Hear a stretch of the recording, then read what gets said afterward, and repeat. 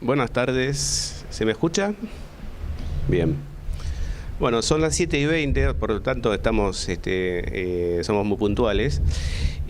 Vamos a arrancar con esta primera mesa en el Centro Cultural San Martín, al que agradezco por hospedarnos esta noche. Agradezco por supuesto al público y nos agradecemos a nosotros que estamos acá en la tarima, porque vamos a hacer algo muy importante, que es repensar las utopías. Bueno, en una noche de la ciudad dedicada a reconstruir lo común, una mesa de reflexión sobre las utopías podía parecer legítima. De hecho, en las conversaciones que estamos teniendo en estos días, y que acabamos de tener también en la última mesa del CCK sobre Homo detritus, la temática de las utopías vuelve una y otra vez, parece legítimo, pero la verdad que no cae de su peso por la carga peyorativa que se le suele asociar a la palabra utopía. Bueno, si bien no es una mala palabra en sí, en la ficción, ¿no?, abundan las obras de ficción, las películas de animación, las películas infantiles sobre la utopía, la distopía, etc. Las utopías políticas tuvieron mala fama durante mucho tiempo.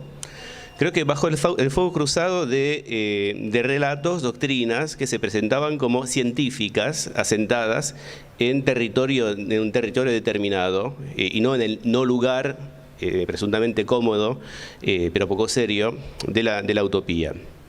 Las teorías que intentaron pensar lo común antes del advenimiento hegemónico del marxismo en el movimiento obrero, allá por los años 1870, después de la Comuna de París, sufrieron una doble marginación. Por un lado, como pensamientos socialistas o comunistas, venían condenadas por subversivas y irrealistas, por los defensores del orden liberal y del capitalismo incipiente. Por otro lado, fueron sepultadas bajo una chapa de desprecio altanero por parte de los sacerdotes del marxismo, de la estricta obediencia, y más después de la encarnación del verbo de Marx y Engels en el marxismo-leninismo, lo digo de forma provocativa, por supuesto. Al carácter científico del marxismo, sus intelectuales orgánicos opusieron el mote utópico, de ahí socialismo utópico, pegado a todas las doctrinas anteriores: Saint-Simon, Fourier, Etienne Cabet, Pierre Leroux, Raspail e incluso Proudhon, que se encontraron relegados en la infancia, por decirlo de algún modo, del socialismo, según el evolucionismo positivista, indisociable del marxismo clásico, igual que los nihilistas, los populistas rusos, los anarquistas, es decir, pequeños burgueses radicalizados, o los blanquistas, reputados insurreccionalistas y aventureros. Ahora bien, hemos asistido en las últimas décadas a, digamos, la pérdida de encanto de los dos grandes dogmas que articularon la organización social en el último siglo, por lo menos en el mundo occidental. El socialismo científico terminó encallado, cual pesado submarino nuclear, en el banco de arena de una burocracia de Estado caricatural. De la vereda enfrente, las predicaciones de los profetas del nuevo milenio capitalista, los que anunciaban el fin de la historia y el advenimiento en gloria del TINA, There is no alternative, se desvanecieron lamentablemente en la catástrofe actual, que está a la vista de todos. El antropoceno, el sobrecalentamiento global, la globalización capitalista desbocada, de la que la pandemia es solo uno de los nombres, el crecimiento abismal de las desigualdades socioeconómicas, el regreso del autoritarismo más crudo. Todo eso hace difícil que el liberalismo y el capitalismo nos pueda hacer soñar, pero bueno, ahí supongo que Alejandro me va a contradecir, por eso te lo digo. Partiendo de ese panorama bastante tétrico, yo creo que puede ser de alguna utilidad, por no decir necesario, volver a examinar las propuestas y los experimentos archivados por utópicos, pero para ver qué podemos rescatar de sus enseñanzas, con el objetivo de reconstruir un horizonte compartido, un horizonte común, un horizonte de lo común. Bueno, para retomar ese camino, contamos acá con la presencia de tres invitados de marca que paso a presentar. Aquí al fondo tenemos a Ludovic Frobert. Hola, Ludovic, que es investigador francés del CNRS, el CONICET argentino, el CONICET galo, perdón. Es un tránsfuga disciplinar, lo digo con cariño, por decirlo de alguna manera, es economista de formación, pero se lo considera más bien ahora como especialista de historia de las ideas.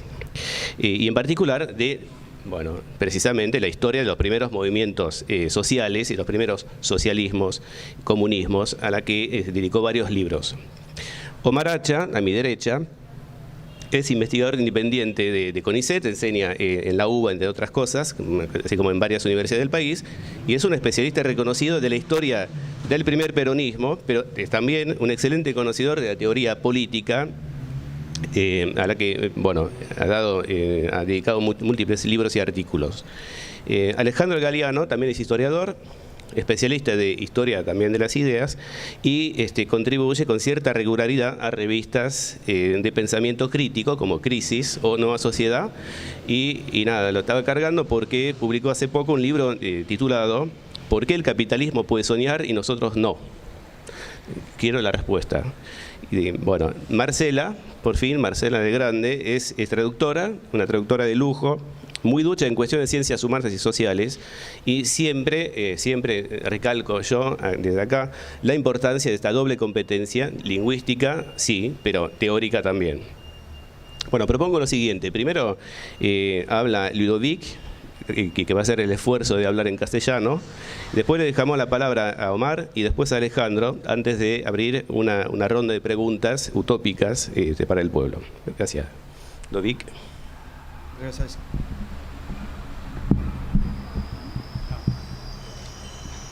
Sí. Gracias, Christophe.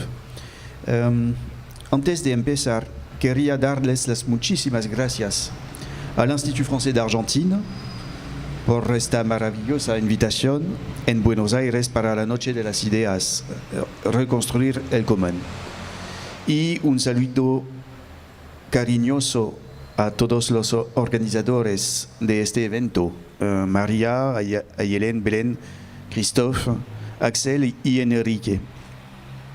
Bueno, en su carta al doctor Deville, Pierre Leroux escribía en 1859: Le socialisme paraît et l'aube du jour, c'est 1830.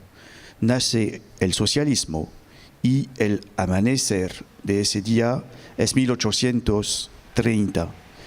El ensayo Vers l'égalité ou au-delà, con el que asociaré aquí otro libro reciente de Républicain ou Le roman vrai de Raspail, evocan las esperanzas y los saberes que tenían los primeros socialismos y comunismos franceses, los de los años de revoluciones 30 y 48. ¿Qué interés tienen ahora estos dos libros? Comenzaré por algunas observaciones que hicieron Alejandro Galiano y Omar Hacha en entrevistas en relación a la crisis actual. En primer lugar, el balance que hacen de los desastres sociales, ecológicos, geopolíticos del capitalismo neoliberal y, frente a eso, una parálisis doctrinal y práctica de las corrientes de izquierda, tanto en Argentina como en Francia sobre todo. Obviamente es muy reductor lo que diré, pero tanto Alejandro como Omar nos hablan de que la importancia actual de la izquierda se deriva de 4 bloqueos. Primero, la incapacidad de formular el ideal o la utopía de una sociedad absolutamente distinta a la actual, fundada sobre la depredación, la competencia, la mercantilización, etcétera, etcétera. En segundo lugar, el hecho de no asumir del todo la evidencia de que esa sociedad diferente sería diferente por su capacidad para imaginar un mundo donde todas las desigualdades sociales, pero también intersectoriales, de género, de raza, de nacionalidad, de generación, se verían abolidas en pos de una concepción radical de la igualdad. Esta última sería la única brújula segura para poder establecer una sociedad de armonía, ya que sería una sociedad tan justa como buena y además bella.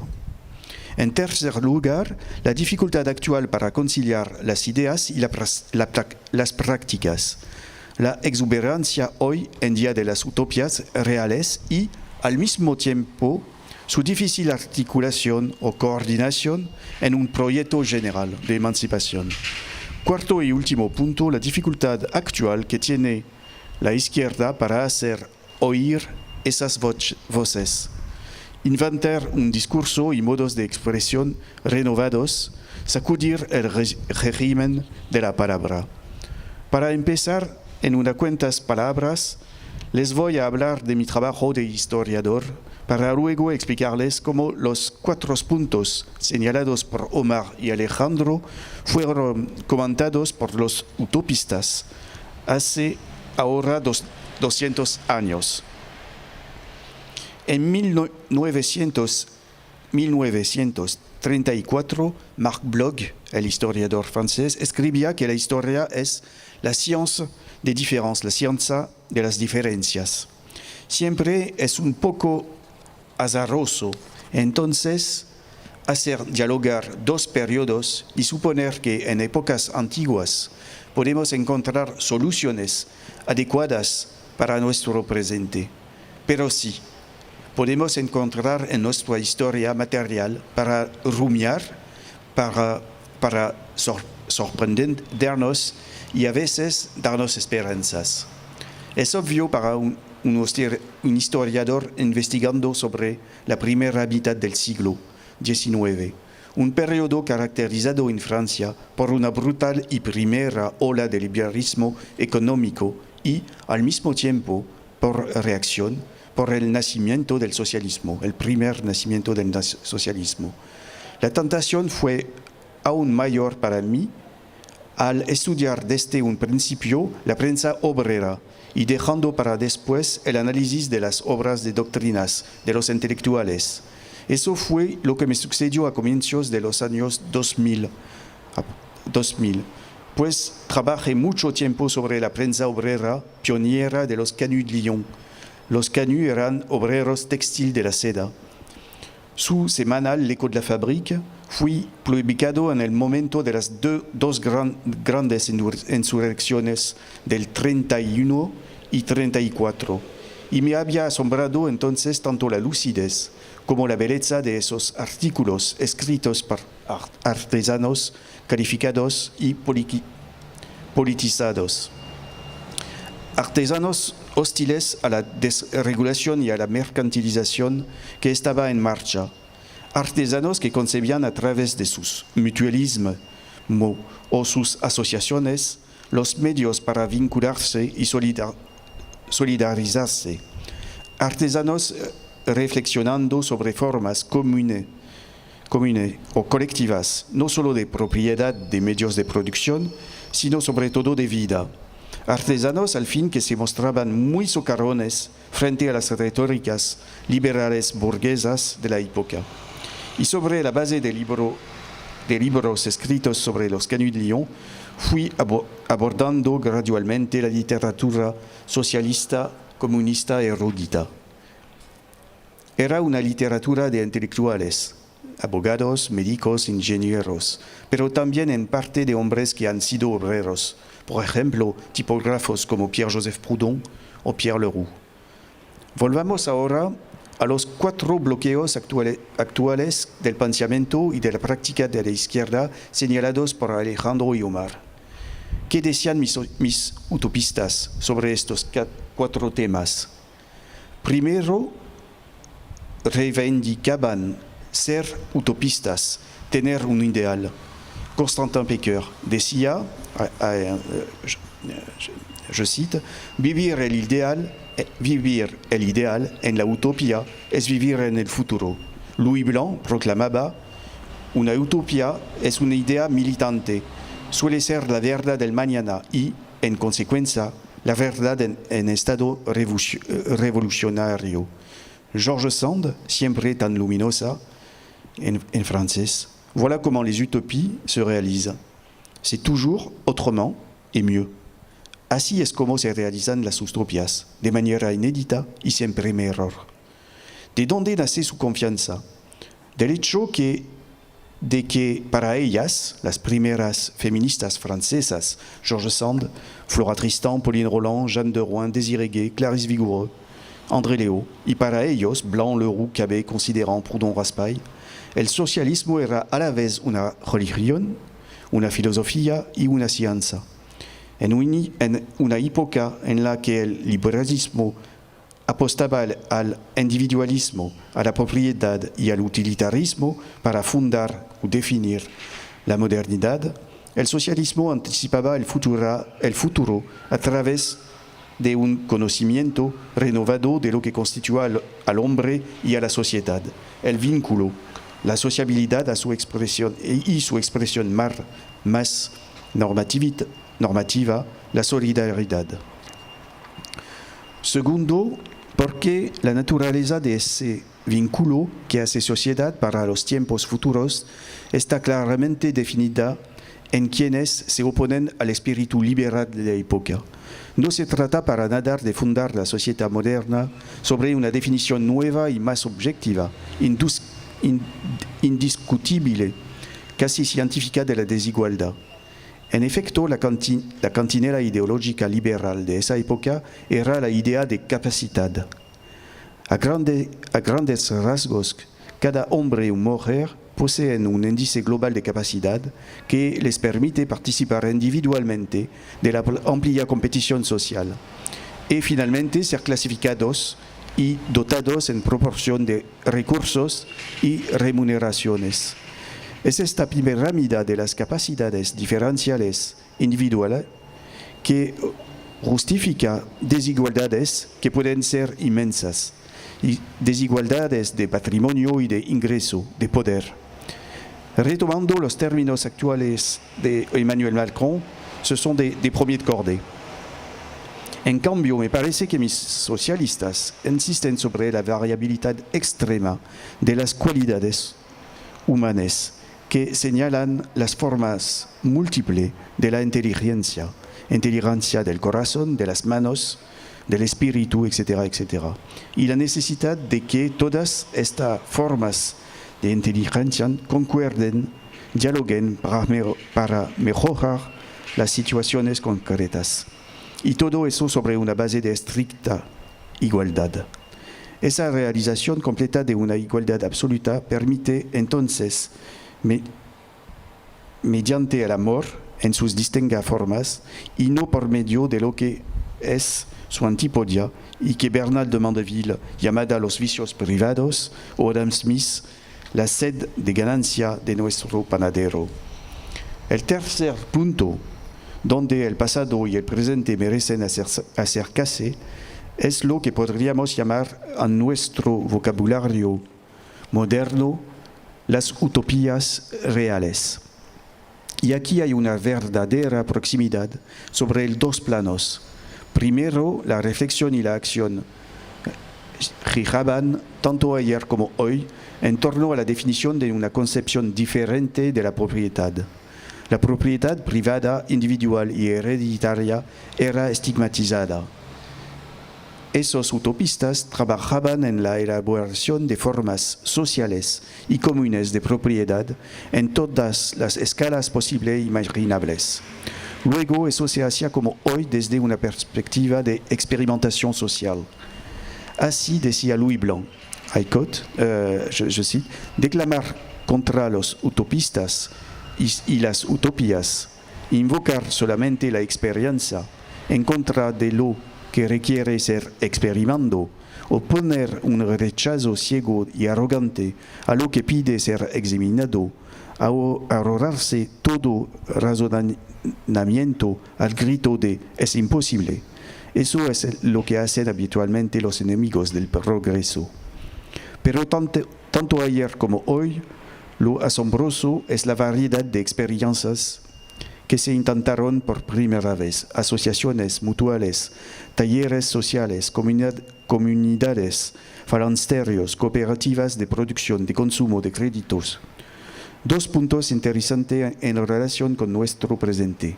Primero, mis utopistas pensaban en lo que puede haber de complementario entre el movimiento emancipador que viene de abajo, las asociaciones, y por arriba, el Estado.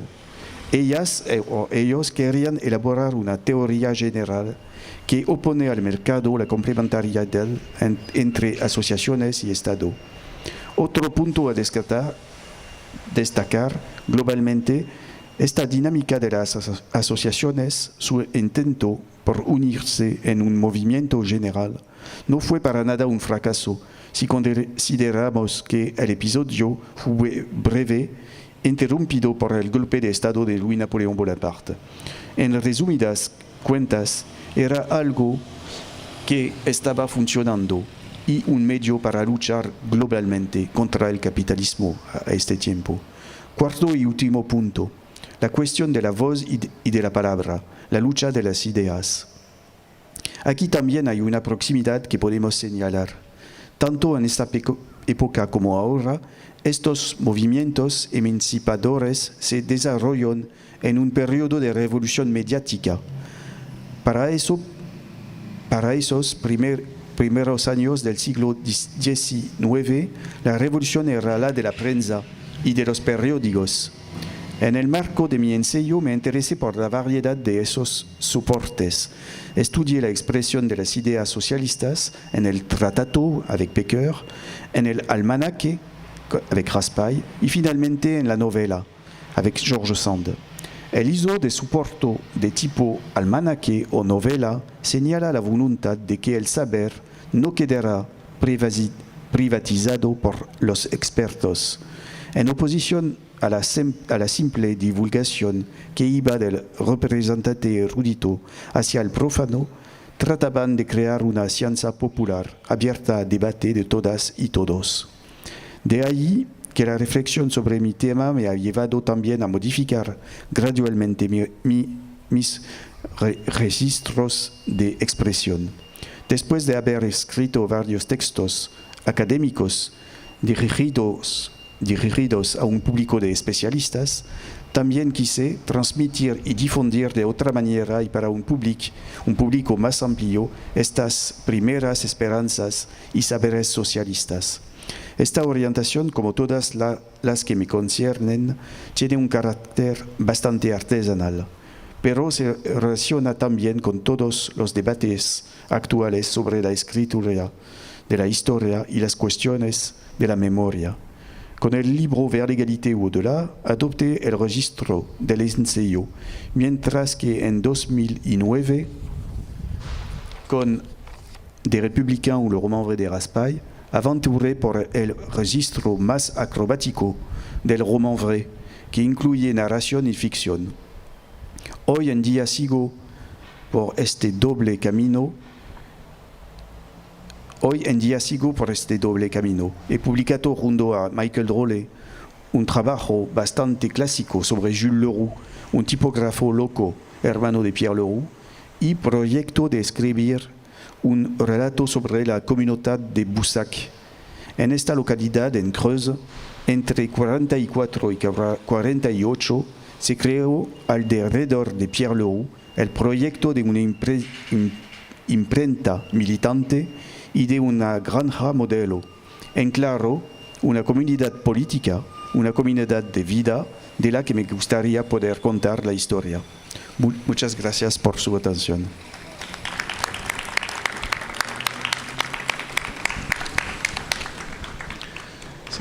Muchas gracias, Ludovic, y muchas gracias por el esfuerzo de hablar. Omar, ¿le dejo la palabra? Sí. Bueno, buenas tardes a todos y a todas. Gracias por la invitación para compartir con ustedes algunas ideas a propósito de algunos términos que aparecen problemáticos, ¿no? O desacreditados, como condenados por la historia o por el fracaso, ¿no? Socialismo, utopía. El problema que tengo es que en gran medida lo que yo había planeado presentar, en buena medida ya fue propuesto y desarrollado muy condensadamente por Christophe, que básicamente se dirigía a poder pensar cuáles fueron los límites o los bloqueos que en la propia historia de las izquierdas condujeron a una condena de la utopía en beneficio de la ciencia, ¿no? De una idea de ciencia que excluía la utopía. Pero bueno, en realidad lo que quisiera hacer, plantear algunos puntos sobre estas cuestiones y no centrarme con lo que yo pensaba hablar sobre justamente cómo la idea de que hay un marxismo-leninismo como ciencia de la historia y la política, ¿no? Ocluye a los socialismos utópicos, que por lo tanto son condenados a una suerte de ostracismo en el pasado, superado en el pasado de la magia, del pensamiento, digamos, no científico, puramente antojadizo, etcétera. Creo que la primera cuestión que quisiera señalar es, o reflexionar con ustedes, es a propósito de que se trata de términos desacreditados o problemáticos. Y creo que un primer elemento aquí es si en nuestros lenguajes políticos, sociales y culturales existen verdaderamente conceptos que no son ellos mismos problemáticos. Hay un artículo muy famoso de mediados del siglo XX que lleva el título de Conceptos intrínsecamente discutibles, ¿no? Y lo que ese artículo sostiene es que todos los términos fundamentales del vocabulario de las ciencias sociales y humanas y de la política, por ejemplo el concepto de arte, el de democracia, el de pueblo, no es que son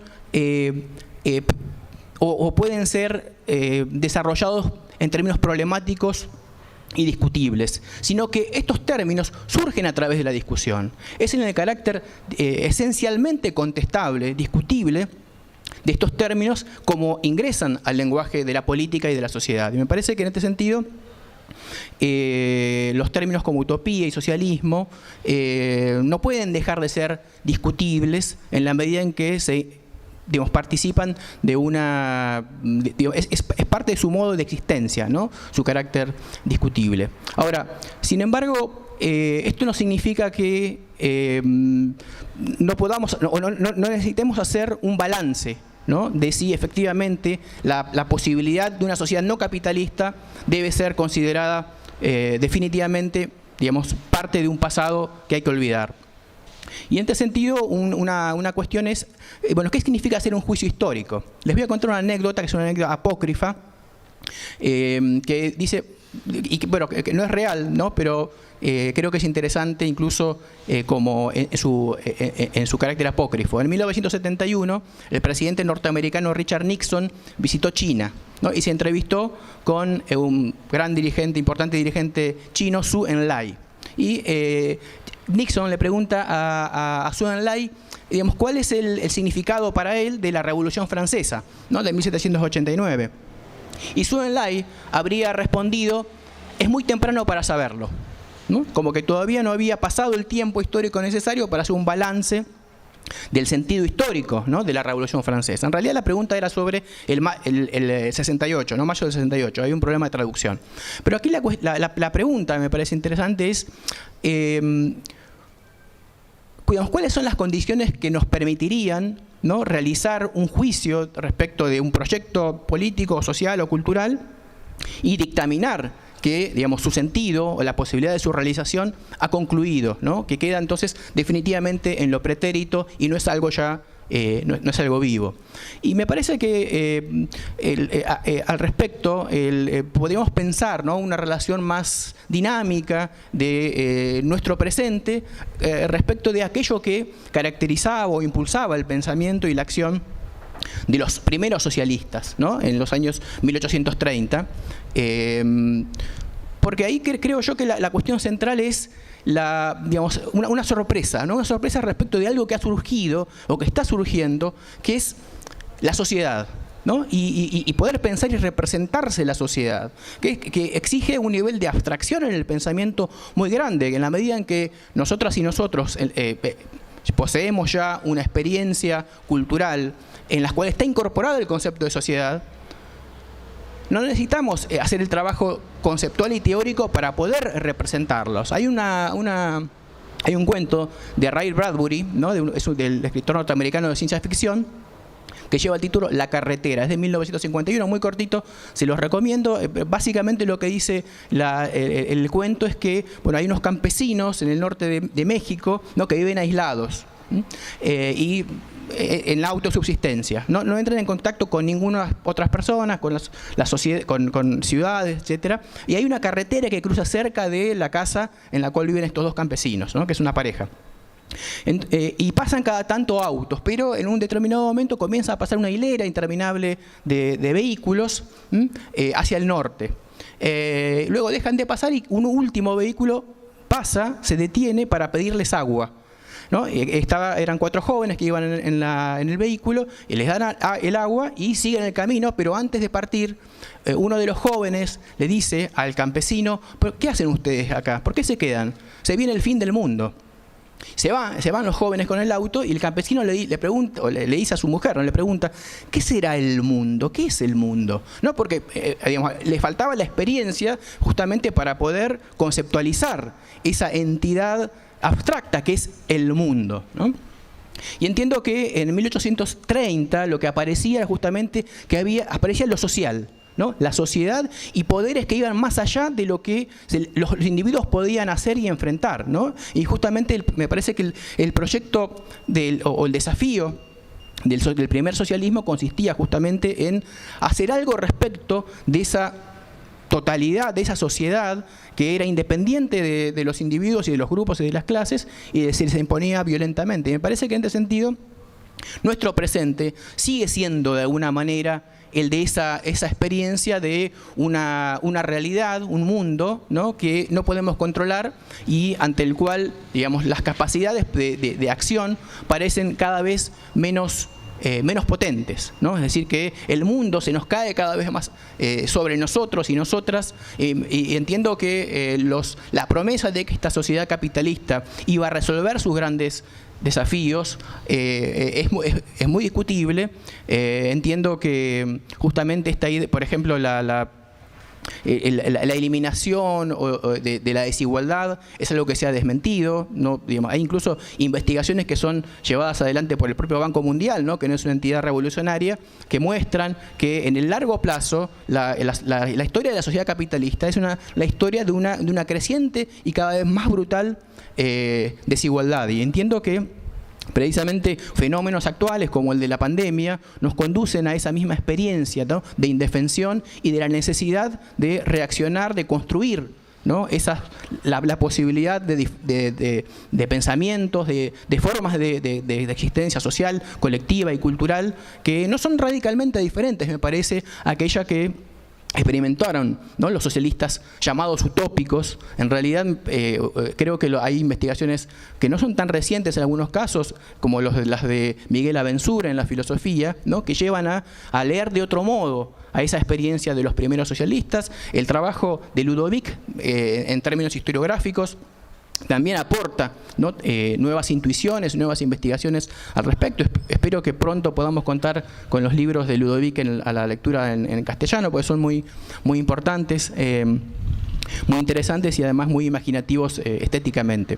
Pero bueno, les quería dejar estos planteos, estas ideas para seguir conversando. Muchas gracias.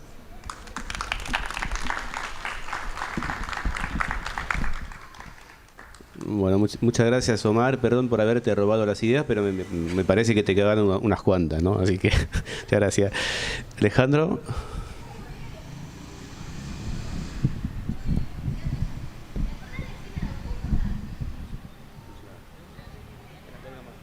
¿Así? Sí, estaba prendido. Perdón. Bueno, hola, ¿qué tal? Gracias al Centro Franco-Argentino y a Christoph por la invitación, a Ludovic y Omar por estar, y bueno, y a todos ustedes también por venir en esta tarde fría. Para hablar de utopías uno medio que tiene que hacer fuerza, ¿no? y medio tratar de dar vuelta a un partido que viene perdido, porque ya es un concepto que viene manchado, ¿sí? Como algo o muy peligroso, que nos lleva al totalitarismo, o inútil. Entonces, esa contradicción de que es peligroso e inútil a la vez. Y hay que decir que el desprestigio del pensamiento utópico empezó en la izquierda. Estos pensadores que estudia Ludovic fueron todos englobados y etiquetados para la posteridad como socialistas utópicos por Marx y Engels. sea, ellos son los que entienden que utópico es algo peyorativo, despectivo. Y paradójicamente tuvieron que ellos pagar la cuenta de la utopía, porque hacia fines del siglo XIX, cuando todo ese mundo tan heterogéneo que describe Ludovic se va homogenizando y el socialismo se va organizando cada vez más alrededor del marxismo y de la Segunda Internacional, y es ese socialismo el que llega al poder en el siglo XX, cuando, como diría Alain Badiou, empieza la pasión por lo real, cuando lo utópico deja de ser un ejercicio especulativo y pasa a ser una realidad que implica ensuciarse con la historia, porque uno se tiene que hacer cargo de sus errores, de sus iniquidades, de sus desastres, de sus fracasos. Y al final del siglo XX, cuando ese proyecto cae también, o sea, cuando cae el marxismo y cae el socialismo real, cae también la legitimidad, la última legitimidad que le quedaba al pensamiento utópico. Y empieza esto que se conoce como el predominio, la hegemonía total del capitalismo.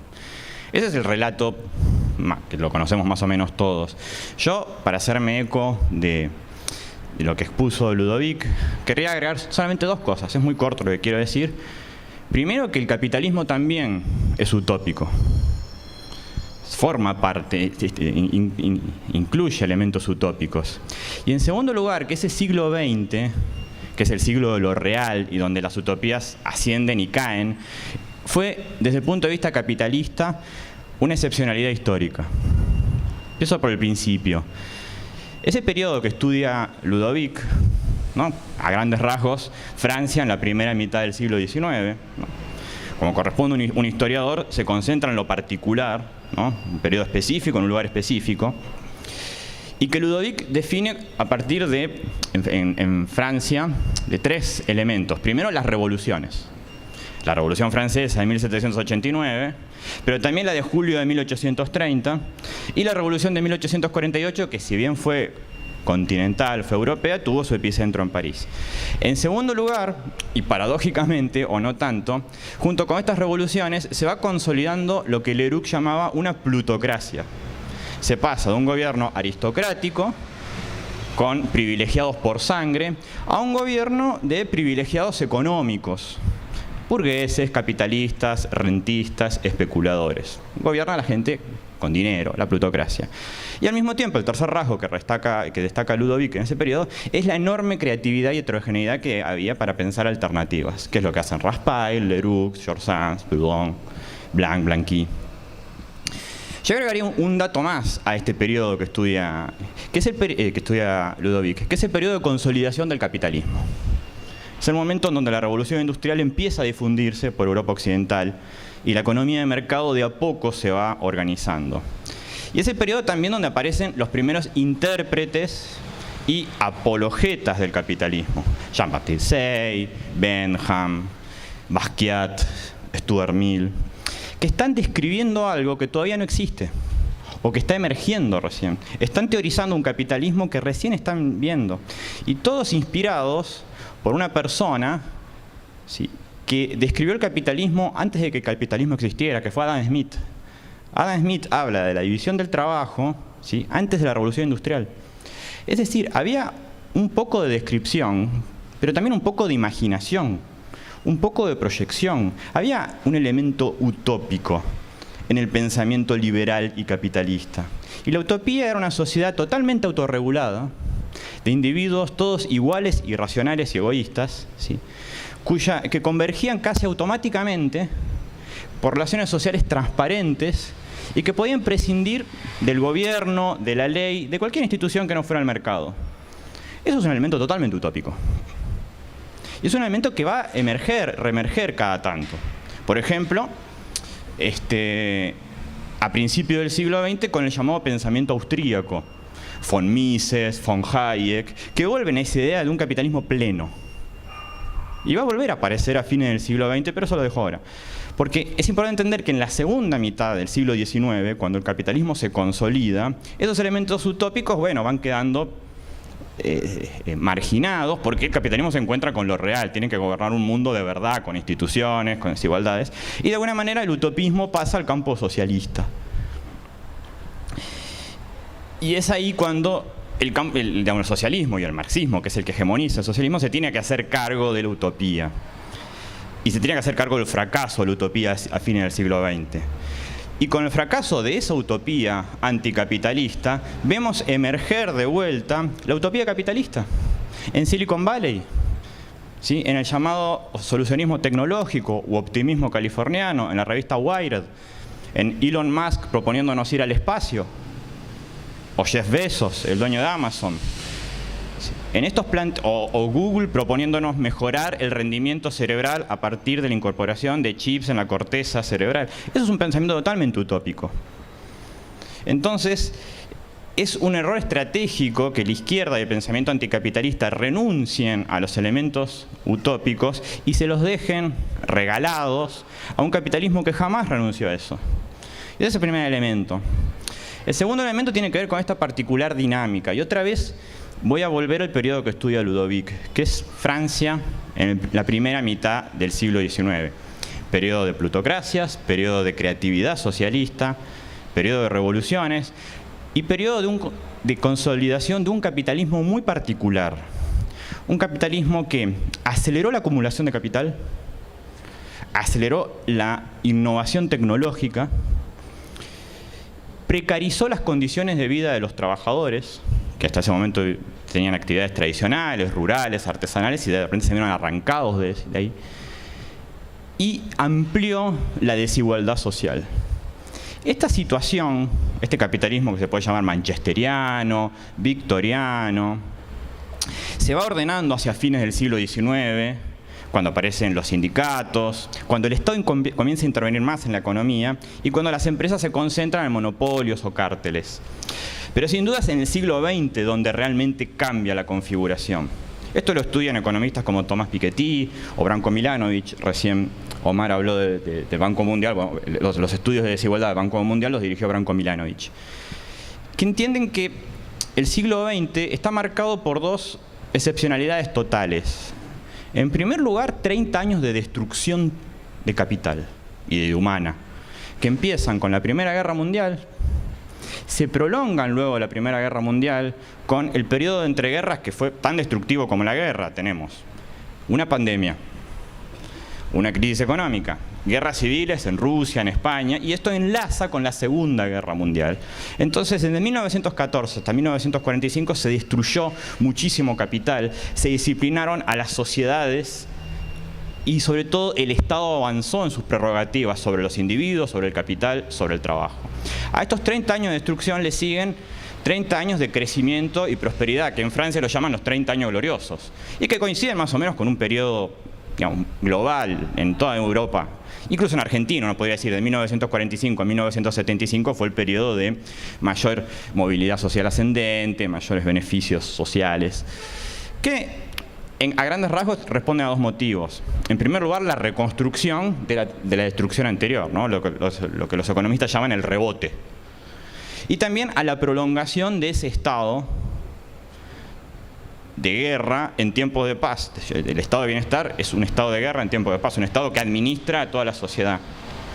Esto se agota en la segunda mitad de los años 70 en un proceso que todos nosotros conocemos, ¿no? La desregulación creciente del capital, el neoliberalismo, y vemos aparecer de vuelta una acumulación acelerada de capital, una aceleración de la innovación tecnológica, la precarización de muchísimos trabajadores por la desregulación, por las nuevas prácticas laborales, y un crecimiento de la desigualdad a nivel global, tal como lo estudia Tomás Piketty, Branko Milanovic.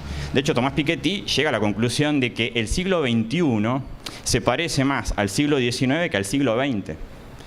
Y acá es donde resulta totalmente pertinente y estimulante el estudio que hace Ludovic, que como buen historiador estudia un momento, y él lo dijo en su intervención, se estudia la diferencia, la particularidad, pero una vez que uno la capta, puede aprender políticamente de ella.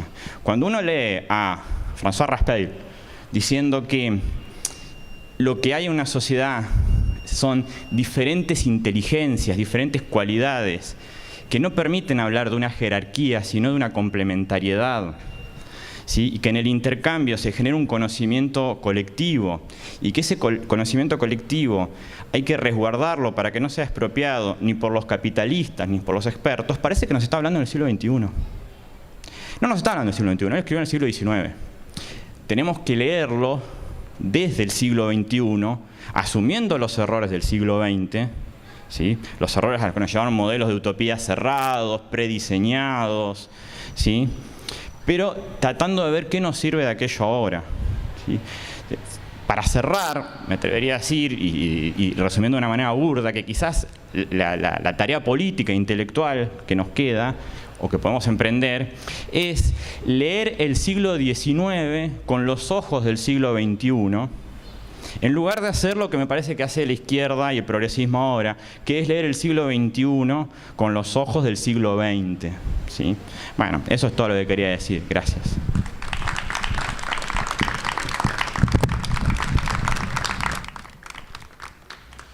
Muchas gracias, muchas más, Alejandro.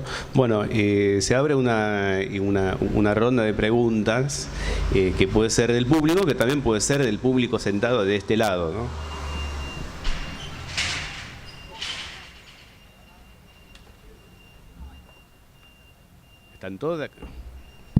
¿Están todos de acuerdo con todo? Bueno, después se viene una mesa sobre la fábrica del disenso, se van a poder disentir, pero bueno. Alejandro, Tacfal.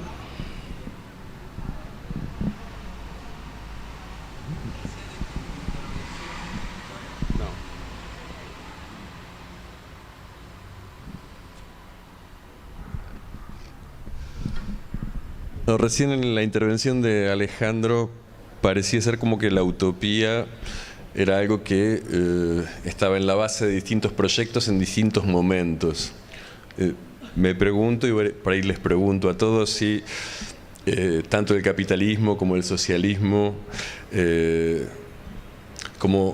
si no hay siempre una utopía subyacente que a veces se hace más aparente, a veces está más presente, o sea, esos elementos utópicos que vos señalabas, pero me da la impresión de que todo proyecto político, social, cultural, de algún modo u otro, siempre subyacen elementos utópicos que se manifiestan o no, pero siempre están. O sea, creo que cuando uno habla hoy en Francia de determinadas cuestiones, siempre aparece la Revolución Francesa como un punto de anclaje que con elementos utópicos, o en Estados Unidos, cuando uno habla de determinadas cuestiones, siempre aparece esta idea de tierra de libertad para todos, como un elemento utópico fuerte y constitutivo de una identidad colectiva. Entonces la pregunta sería básicamente esa: el lugar de la utopía en la constitución de las sociedades en torno de una identidad colectiva.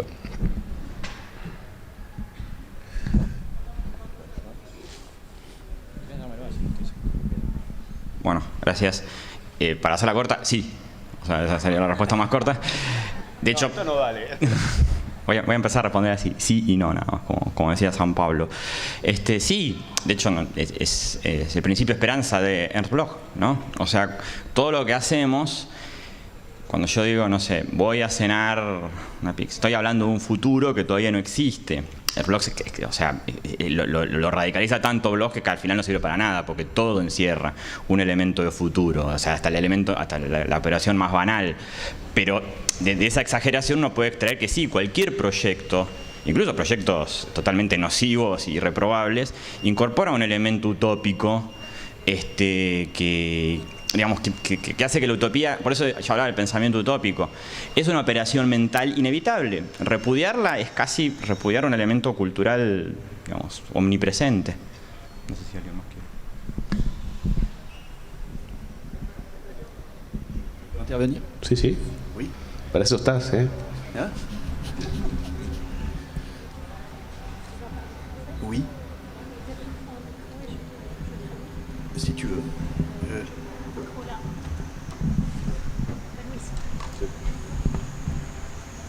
Hola. Non, je pensais notamment à l'enjeu que tu mentionnais, Pensando en el desafío que mencionabas recién, relatif à la redécouverte de ces utopies et du dialogue entre le 21e et le 19e siècle. en relación al redescubrimiento de estas utopías y del vínculo entre el siglo XIX y el XXI.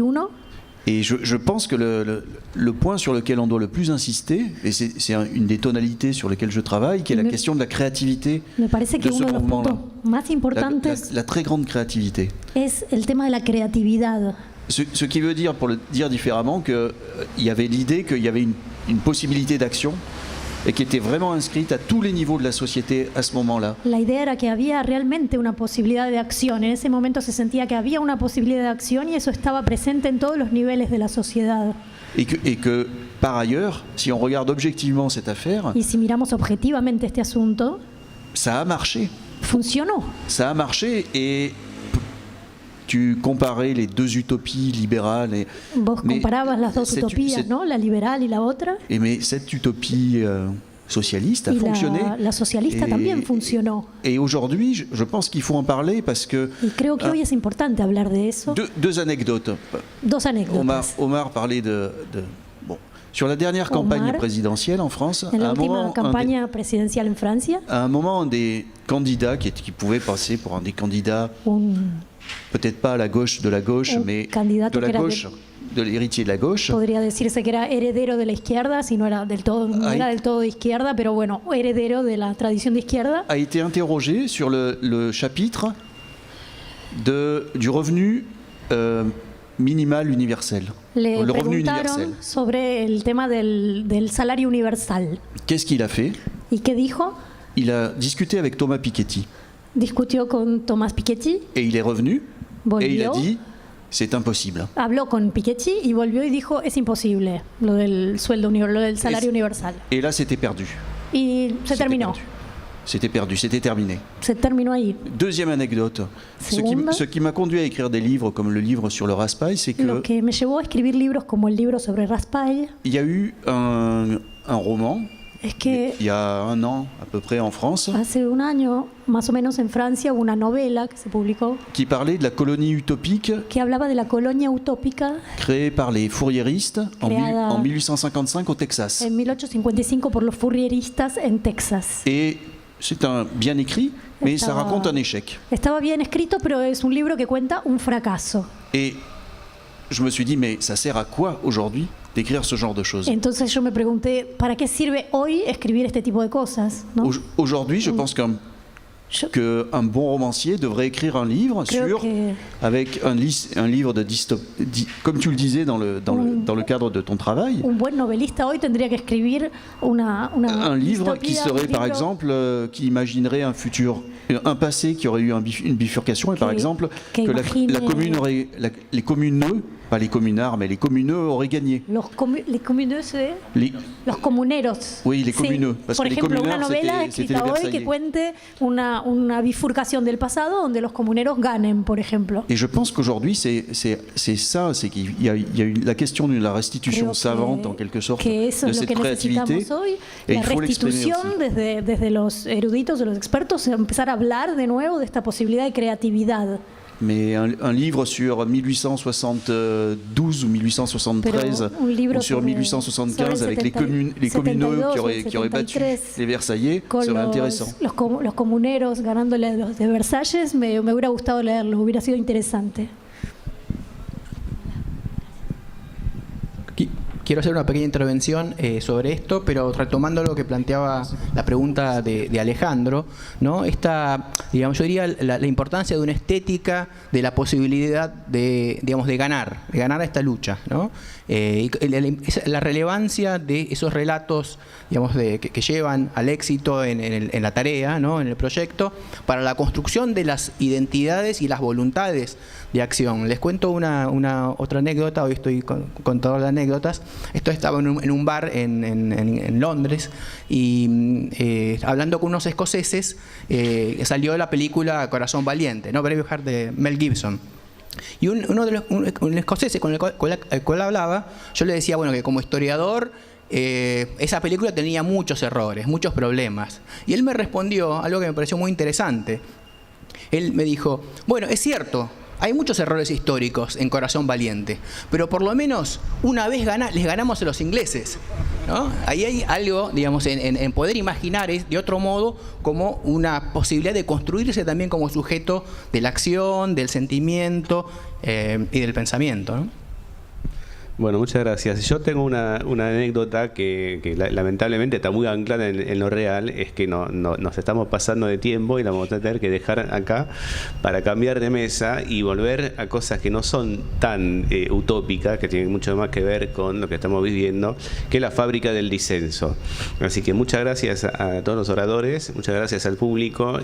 Pueden levantarse y calentarse un poco porque los veo congelados y vamos a cambiar de mesa. Muchas gracias.